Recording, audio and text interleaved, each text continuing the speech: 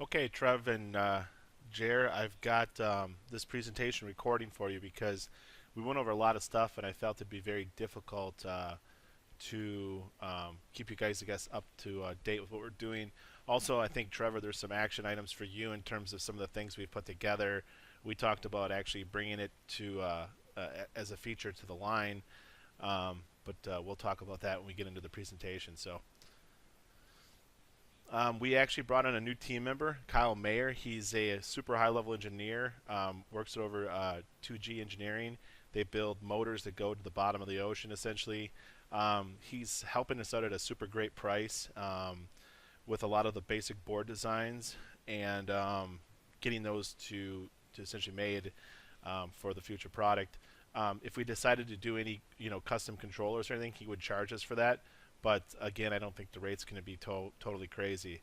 But we really haven't even discussed it yet because it's not really something that we're even looking at the moment. I've talked about this, even potentially motor design as well. The motor update, the Amatec is en route. The size just doesn't line up, so I don't even know what Mike was talking about when that happened. It does seem more powerful by looking at the sheet, the spec sheet, and I also definitely want to take it apart as well. Mike also is retiring, so we have a new rep over there, so I'm hopeful that he'll be a little more responsive to our needs. But by next month, we'll have an update on the Amatec motor on if it's a go or not. I also am talking, well, actually, I've already talked to Dennis about some of his Windjammer lines, and he's reaching out to them here this week, and he'll have more information for me next week. Um, and then SPFC, we just have not heard from them at all, and I'm not quite sure where those guys kind of have ran off to. We're also exploring off-the-shelf models, and then we're also looking at a build our own model or build our own motor. You know, we are missing still a fan and then missing a controller, but I will pull up that quote here quickly from that because I think that would make sense to check out because let me see here. I should have had this up here, but um, because yeah, so he's got $27,000 down for just the engineering side of it, and there's some serious costs associated with building your own motor blower. Some of his performance numbers that he was giving us though for doing that were fairly intriguing. Again, this is probably a route I don't think we should go right away essentially until we understand the market a little better and demand and whatnot. But if we head down here to the bottom, um, you know, getting um, some of this other stuff kind of figured out in terms of production utilization stamp laminations, you know, $45 per unit at 10,000 motors is pretty crazy for this type of a motor. You still have to add the blower on, but from seeing some of the pricing for the blowers, the fan blades that we saw typically run between $1 and $3. That excludes if it was a custom designed blower system. I've only had conversations with one person in that regard, so I'm not sure um, if that's just typical or if we found a really good price or a low price or a high price. The So I mean it gives us an idea too of like kind of how to talk to Amatec if we decide to go with that motor. Let me take a look here. But this also doesn't include the controller, and the controller would take probably 6 to 8 weeks to design. I'm not really sure on a price. I have not talked to Kyle about it because, again, I don't think we're going to go this route. I'd feel more comfortable if we go back to the presentation here quick. I feel more comfortable finding something off the shelf and then trying to merge existing fan blower package to that. I talked about Kyle building these specific things as well. So we also got done. Actually want to back up a second. So the other option for the motor too is actually find off-the-shelf motor and then get a blower package that would go with it, or design the blower package to fit. Those are two other options that we can potentially look at. But I also did the basic watts needed in terms of room temperature surface response graph. So we've optimized it based on voltage, input voltage, amps, high, low, average, and high room temperatures. And then the total CFM movement, and then we are missing the torque watts motor chart which essentially would be watts that are used by the motor to drive such air. From looking at some of the performance charts on these brushless DC motors, air performance at low is incredibly efficient. In fact, as they go higher, there's less efficiency in the motor. So running a smooth stream of air that we're heating with a 1,000 watt or 1,200 watt heater seems very doable. And we're using this too to design, to understand what the power controls will look like, what the heat control size will look like, the performance and the predictions, and then also how the UI should interface with the customer. One of the interesting things here is if you actually have the blower fully turned up and the heat fully turned up in two knobs, it's kind of confusing because you're not going to get any heat, and it'll be very confusing for the customer. If you have one knob with a LED light ring around it that is split down the middle, or when you turn up for the air per se, you actually take away from the heat, and then when you turn the heat up, you actually take away from the air.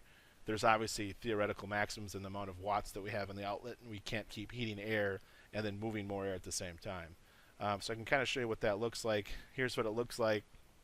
And we've optimized this. We can play with the numbers here and get a good feel for what this looks like in terms of total watt usage.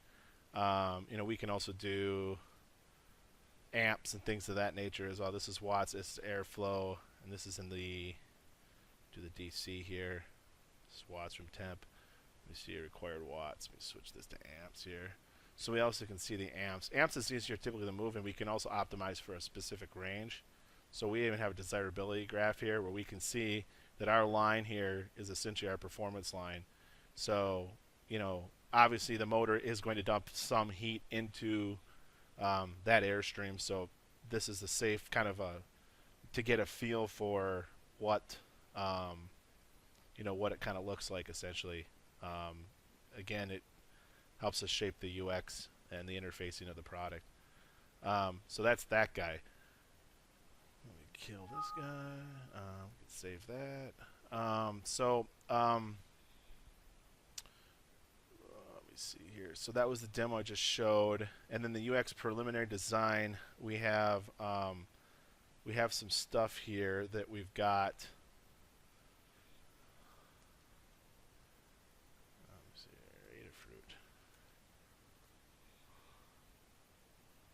And the light ring here.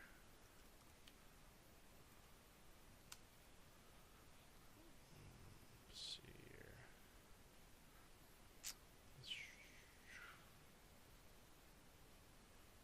So it's kind of like these guys, but we're going to have more packed together LEDs, and then there will be a rotary encoder in the middle, and I can show you guys what a rotary encoder looks like here too.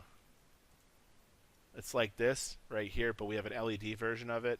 For the one on the machine, it'll probably be just something like this, and these prices are actually fairly high. We can definitely source this from Taiwan or China and get a better price. That's kind of going to be the UX. The UX is going to be housed on the machine.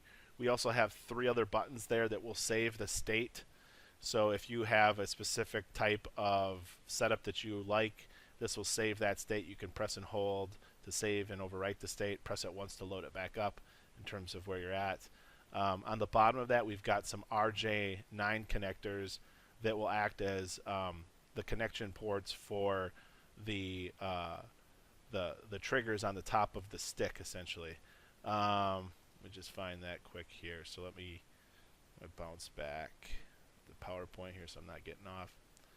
Oh, and then the end-of-life components will be, I'm trying to select everything as end-of-life components, low EOL. So we're hopeful that the products are going to be around for a very long time.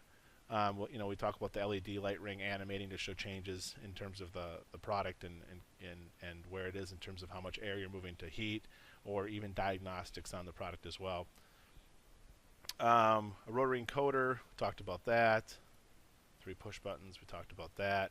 And then on the end, we want to do all digital to avoid any miscommunications between because there'll be a lot of noise on this system because of all of the moving waves and whatnot. But it'll all be digital. We've got some interface possibilities, or like button switches, toggles, on-offs, rotary encoders. single LEDs to give basic user feedback, and then we talked about the RJ9 connector connecting these all together. The maximum distance for any of these two would be about 100 feet using the RS-232 protocol. And we also want to make sure that these are potted and then silicone sleeved. And I will show you guys kind of the first wave of what these guys look like. So this is actually a button here, and this is an LED that I actually have working right now for our Conduit demo unit for electricians.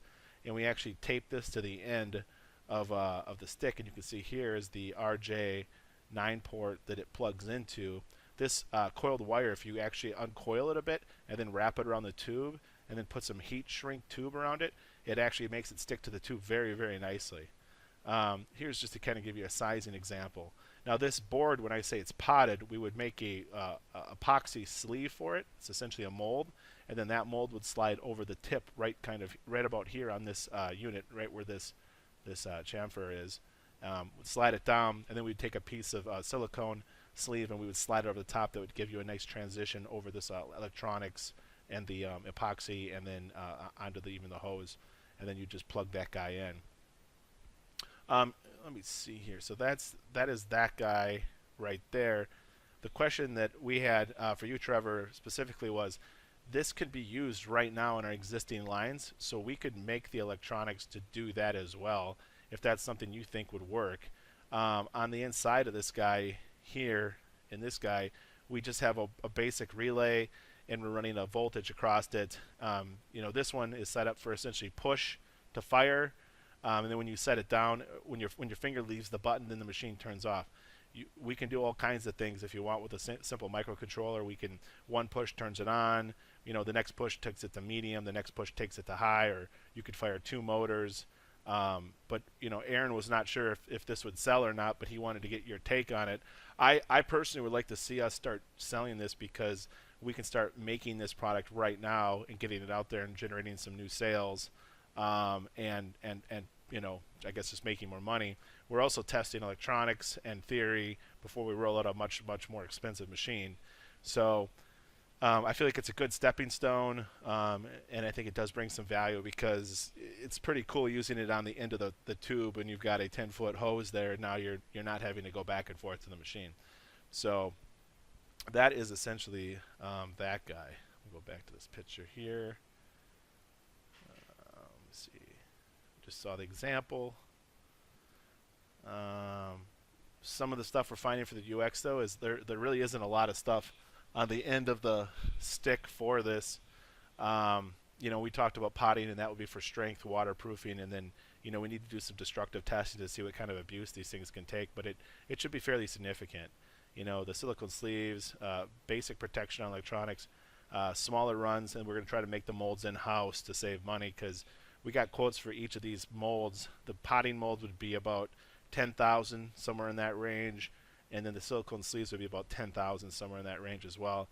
And I think we can do it ourselves right now. If I make the molds and design them, that we can probably do it. Again, we talked about the productization. The wags and tails is one that we already do it on, but this could potentially replace it. I did not realize that you guys actually made that product. Aaron brought that to our attention, and a couple of the people on the board did not realize that we made that product as well.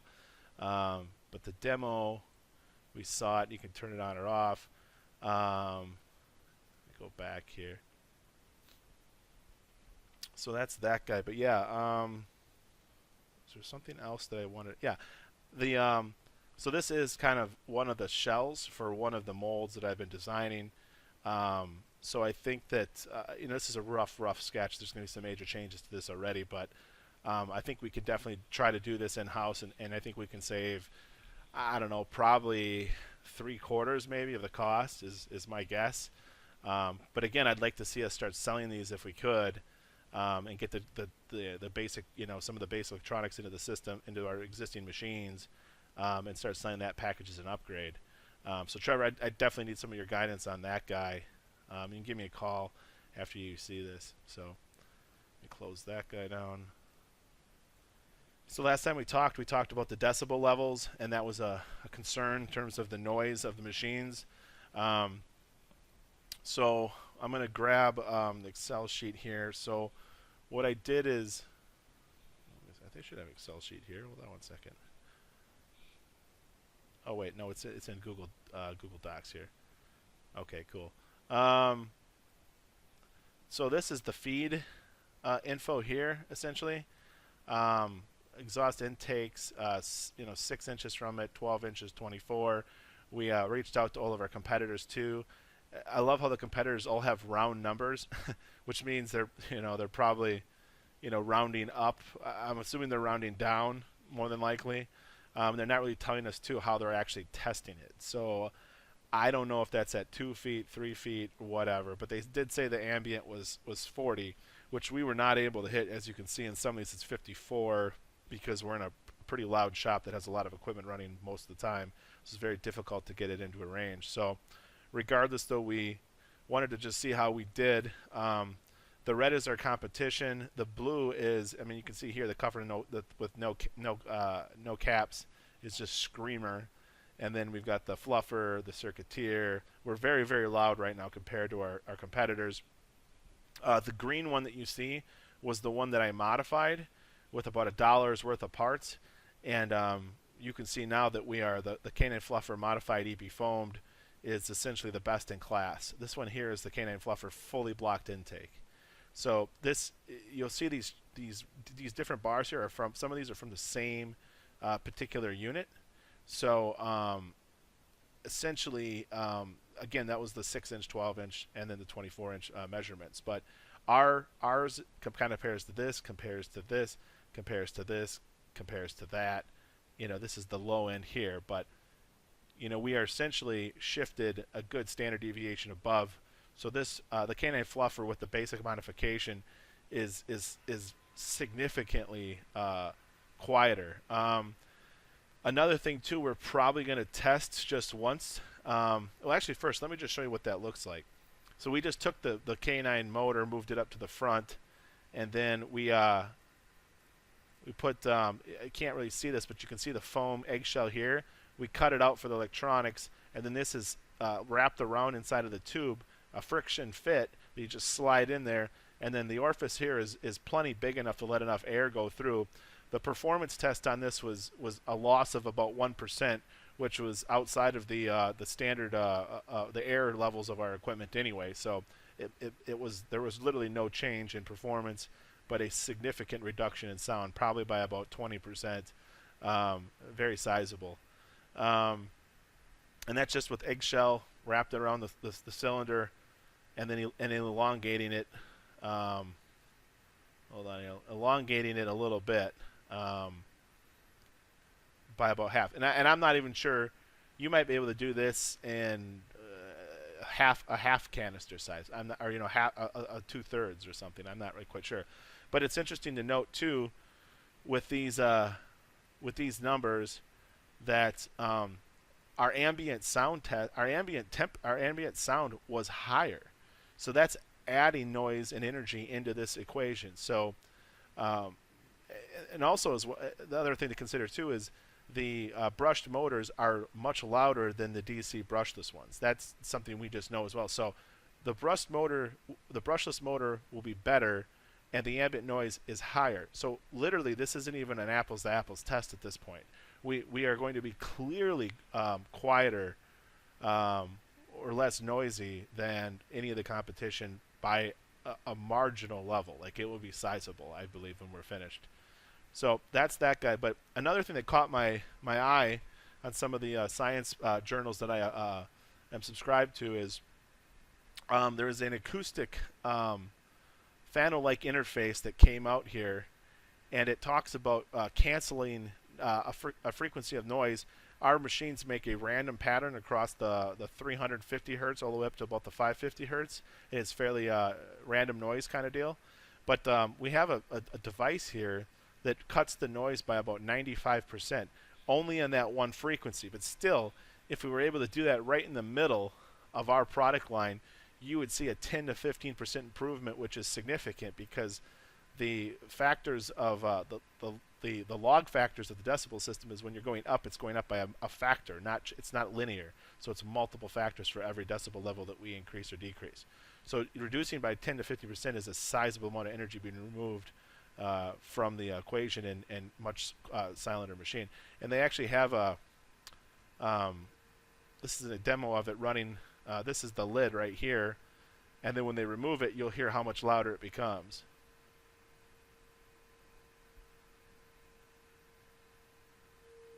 So I mean, it's 0.05 to a 5x jump. I mean, it's pretty intense.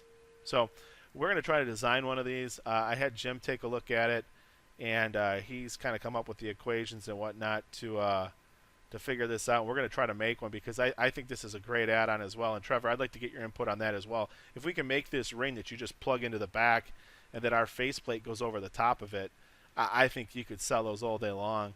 I mean, and there's no performance change either because you're leaving the center wide open again. So plenty of airflow in. So that is the acoustic test. Again, I think it looks very promising. Other stuff is we did the new airfoil. It's not as loud, but it sucked as an air multiplier. So we're going to work towards more of a better optimization of the existing ones, but it still looks very promising. And then the trades right conduit deal. We've been working on parachute optimization, making more molds. The twine business in that space is totally crazy. There's been so many acquisitions and so many backstabbings. When you talk to these guys, they're just so jittery. It's just totally crazy. I could go into more about it in the future if you guys really want a crazy story. But our go-to-market strategy looks really solid too. We have contacted the NECA and the IBEW. They have a joint effort in regards to training all electricians and contractors in the country, both low voltage and high. And we have recently got a hold of the guy that helps partnerships between industry and them in terms of the training programs. They have about 5,000 locations across the country. We are getting some of the parameters from them already on what we need to do to be able to become a partner with them. When we kind of talk basic, very basic, because again, this is not public, they were very, very interested, and they said that they would actually physically come out to our facilities to check out what we're doing, see a demonstration, and see if it would be a good fit or not.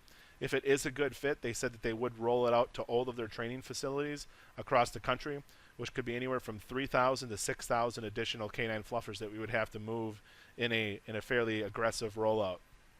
So that is a sizable one. And then we're also continuing to work on our manufacturing automation. That's it. That you've made it through.